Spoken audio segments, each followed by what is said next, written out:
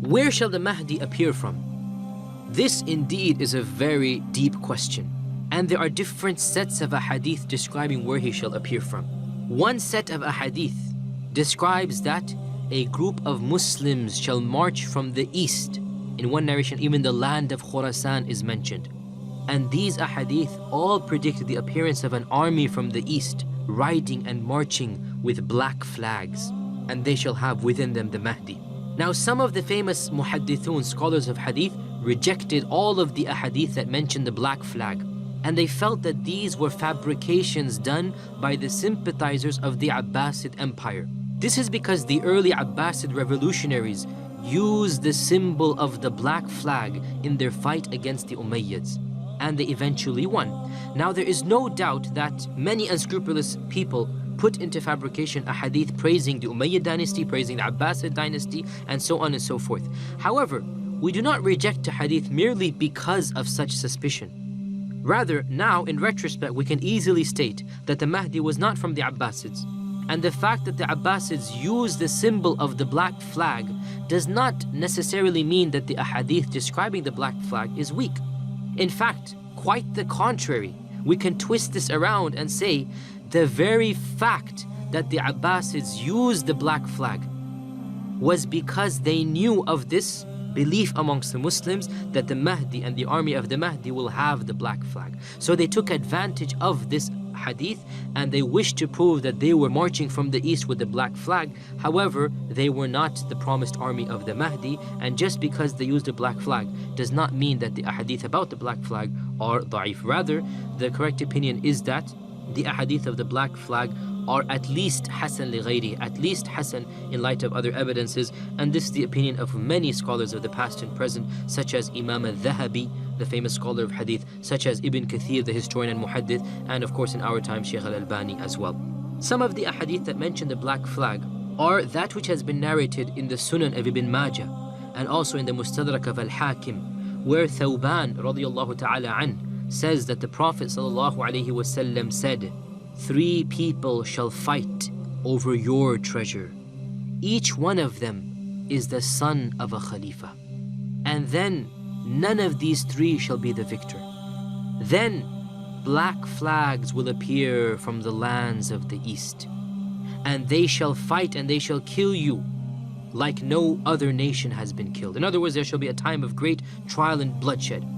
Then he said something I could not hear, Thuban is saying. And then he said, the Prophet ﷺ said, "When you see them, then give them allegiance, even if you have to crawl over snow to get to them. Because they have Khalifatullah al-Mahdi, they shall have the Khalifa of Allah, the Mahdi, in their midst." This hadith is also reported in the Mustadrak of al-Hakim as well, and al-Hakim says this is an authentic hadith upon the conditions of Bukhari and Muslim, and al-Dhahabi agreed with him. And Ibn Kathir said its isnad is very strong. However, some scholars said that it has a very slight weakness in it, and Allah knows best. The correct opinion is that it is an authentic hadith in and of itself. Ibn Kathir writes, commenting on this hadith, "The treasure that is referred to in this hadith is the treasure of the Kaaba." Let me pause here for a while and give a footnote if you like. The Arabs of old, the tribe of Jurhum, they once had to abandon the Kaaba. This is way before the coming of the Prophet ﷺ, many hundreds of years before his coming. And they had to abandon it when the Kaaba was attacked, and they were forced to bury a large treasure, a vast treasure, somewhere underneath the Kaaba as it stands. And to this day, nobody has uncovered this treasure. So the Prophet ﷺ is saying that towards the end of time, Muslims are going to try to fight to get this treasure that is buried somewhere in the Kaaba. Returning to what Ibn Kathir said, the treasure that is referred to in the hadith is the treasure of the Kaaba. 3 sons of the Khulafa will fight over it, and this shall be in the end of times. At this the Mahdi shall appear, and his appearance shall be from the eastern lands, and not from a cave of Samurra, as the ignorant Rafida presume. We'll explain what he is referring to later on. And he shall be helped by the people from the east as well. They shall support him and establish his rule and reinforce his strength. And their banners shall be black flags, for this is a banner that mandates respect and admiration, since the banner of the Prophet ﷺ was black as well. End quote. So Ibn Kathir held the opinion that the Mahdi shall come from the lands of the east, what is referred to in our times as transoxania. And he also commented that the hadith is not a reference to the Abbasids, for he said, these are not the ones that Abu Muslim al-Khurasani came with in order to set the stage for the Abbasid Empire in 132 AH. Rather, these are other black banners that shall come with the Mahdi himself. End quote. So this is one hadith which mentions that 3 princes, in other words, 3 people whose fathers were khulafa. Are they 3 brothers? Are they 3 people? Each one is the son of a khalif from a different land. Are they 2 brothers and another prince? Allah knows best. 3 people will fight. Their fathers were the khulafa. 3 people shall fight somewhere around the haram, somewhere around the Kaaba, and none of these 3 will be the victor. After they fight, the Prophet ﷺ said, from the lands of the east shall come an army marching with black flags. And he said, they shall have the Mahdi in them.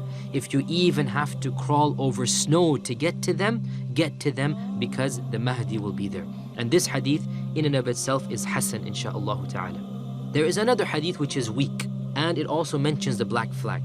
And remember we said when there is more than one hadith that is weak, you can increase its authenticity to the level of Hasan. And this hadith is reported in the Jami' of Abi Isa at-Tirmidhi, or the Sunan of at-Tirmidhi, and also in the Musnad of Imam Ahmad, where Abu Hurairah radiyallahu ta'ala anhu narrated, there shall appear from Khurasan black flags. Nothing shall be able to repel them until these flags are planted in Iliya. Iliya is one of the names of Jerusalem.